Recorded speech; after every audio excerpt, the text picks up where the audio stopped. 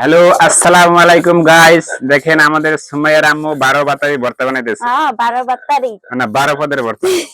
ভুলে গেছে গে, যাই হোক। আচ্ছা সুমাইয়ার আম্মু, তুমি কি কি ভর্তা বানাইতেছো এগুলো বলো, আমার ভিউজেরা দেখবো, শুনবো। হ্যাঁ আরে সরিষা ভর্তা, বাদাম ভর্তা, তিলের ভর্তা, কালিজিরা ভর্তা, হ্যাঁ, আর আবার কি? মরিচের ভর্তা। মরিচের ভর্তা, আবার সাথে আছে কি, এটা ধন্যবাদ না?